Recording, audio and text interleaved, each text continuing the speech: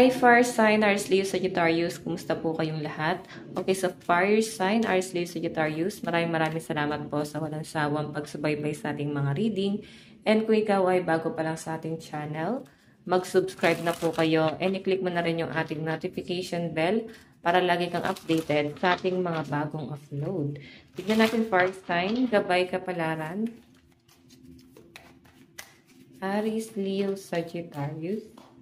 Meron tayong King of Cups, non-toxic masculinity, emotional maturity, and compassion. So, dahil nga masyado kayo guys, nagiging mature dahil sa responsibility, may mga nasasagap ako dito, karamihan no, sa mga fire sign ngayon dito, nape-pressure sila sa responsibility nila. Then yung pressure mo is hindi mo na rin alam kung ano ba yung gagawin mo para sa sarili mo. Kumbaga, ikaw nakikita mo kasi kung ano yung pangangailangan ng ibang tao. Pero pangangailangan mo, hindi mo alam. Okay? Kasi alam mo naman sa sarili mo na parang okay ka lang, relax ka naman. Okay? And sa nasasagap ko dito, fire sign, parang gusto lang ng pahinga. Napagod na siguro kayo. Nahirapan na rin yung kalooban mo. And kung makita nyo guys yung cups, pwedeng yung iba dito guys, nahihirapan din yung kalooban mo kasi parang feeling mo, parang napapabayaan mo yung physical appearance mo. Okay? So, yung mga mahilig sa mga skincare dyan, so I think, hindi mo na siya madalas nagagawa dahil sa responsibility, no? Or pwedeng dahil busy ka na rin. Tingnan pa natin, fire sign, Aries, Leo, Sagittarius.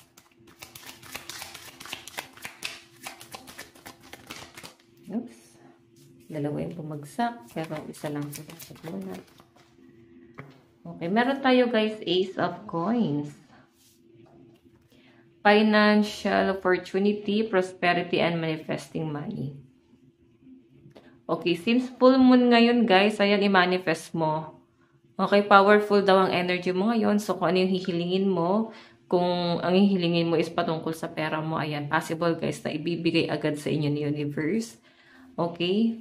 Karamihan guys, no? Pero kung ikaw naman guys is hindi maganda intention mo, so expect mo na hindi siya mabilis makukuha. Pero kung maganda naman yung intention mo, ayan. And sa mga powerful dito guys, ayan, mag-manifest daw po kayo ngayong full moon.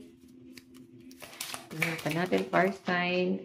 Meron tayong Six of Cups, nostalgia, old friends, innocence. So may nakakita ako dito, fire sign. I think yung iba dito namimiss mo yung mga kaibigan mo, hindi na guys katulad ng dati yung bonding nyo. And sa pinapakita rin sa akin dito, fire sign, pwede sa mga susunod na mga araw, baka magkaroon kayo ng bonding ng mga kaibigan mo. Baka magkita-kita kayo. Yun nga lang guys, since nandiyan yung Ace of Coins, pwede yung kinoconsider mo rin dito is kung tutuloy ka ba, iniisip mo kasi yung finances mo. And hindi naman din guys sa parang tinatamad, pwede kasi na malayo sila sa inyo. So pwede rin yun guys, isa sa mga i-consider mo din. Okay, so fire sign, tignan pa natin.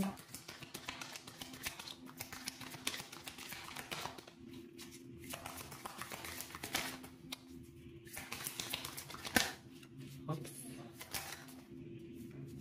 Meron tayong the devil. Vice, temptation, manipulator. So, mag-ingat ka na sa paligid mo lang ang the devil. Sabihin, minamanipulate ka itong taong to. Kaya ka nitong gamitin. So, kung makita mo temptation, pwedeng sa love life mo to, fire sign. Okay, pwedeng yung person mo ngayon, pwede rin naman na bago pa lang, okay? Pero sa mas malinaw kasi fire sign sa love life, so mag-iingat ka no, sa mga taong napapalapit sa inyo kasi may temptation dito, fire sign. Okay? Okay. Kumbaga, ano siya, mapusok tong taong to. Kumbaga, itetempt ka niya, pero ang intention niya, guys, is para gamitin ka. Ayan po yung malinaw na nasasagap po dyan, fire sign. So, tingnan pa natin, guys. Tingnan pa natin. Ayusin ko lang to, guys.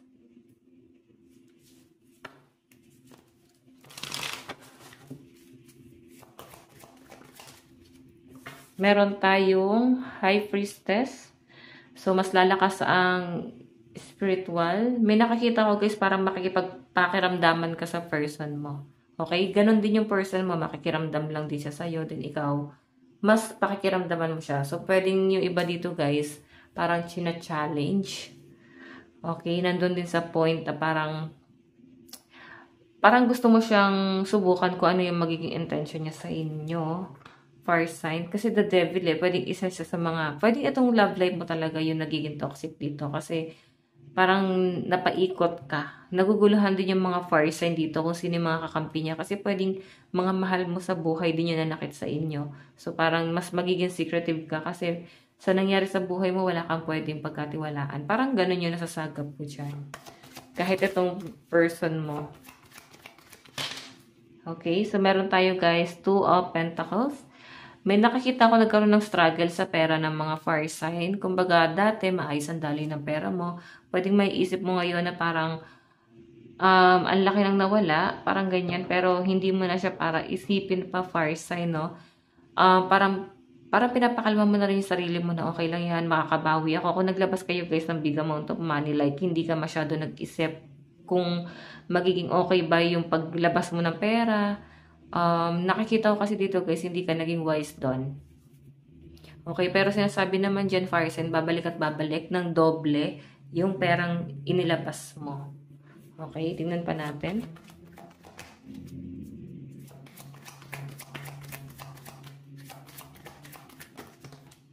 Meron tayong, okay, 9 of Swords in reverse. Okay. So, sa pinapakita sa akin dito guys, since naka-reverse to, pag ganito kasi, ang dami mong iniisip ngayon, maski kaibigan mo, hindi mo malapitan sa dami ng pinagdadaanan mo sa buhay, like nade-depress ka, hindi mo masabi sa mga friend mo kasi natatakot ka sa kung anong pwede sabihin nila. Pero since naka-reverse to, so, masyado ka ng pinatatag. Simpleng problema, kahit malaking problema man yan guys, wala nang talab sa mga fire sign. Okay? Kaya mo nang i-overcome. Tingnan pa natin.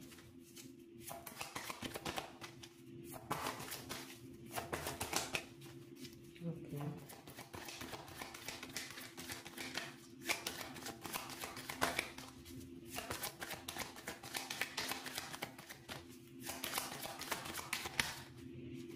Meron tayong The Hangman. Pang long term to, naku, yung iba sa inyo guys, pwedeng pamilya, hindi ka na basta-basta makakaalis dyan, parang ganon. Toxic tong taong to, kung nasang sitwasyon ka ngayon, conflict ka rin. Pero sinasabi kasi sa akin dito guys, kung hindi mo yan naalisan, magtutuloy-tuloy yan hanggang sa parang ikaw na yung masisira dito. So, mas paganahin mo yung isip mo, kung nandiyan ka na sa sitwasyon na yan, mag-isip ka ng paraan para hindi ka nila magamit, para hindi ka nila mautakan. Pero sa malinaw kasi sa akin kayo sa love life mo, isipin mo munang mabuti kung worth it pa ba or para pakiramdaman mo kung magiging maayos pa ba yung relationship nyo. Kung hindi na, kasi ang toxic na guys eh. Parang yung iba sa inyo guys talagang napufall out of love na. Okay? Pwede nga kino-consider din ng mga fire sign dito is yung finances. Kasi ito, pentacles. Pwedeng sa hirap ng buhay din kaya parang may gusto nung umalis. Tignan natin guys advice. Meron tayong take a breather. So, siguro yun ang kailangan pa talaga guys. Hingang malalim. Okay? So, fire sign. Ito lang po ang inyong reading. Maraming salamat po. Bye-bye!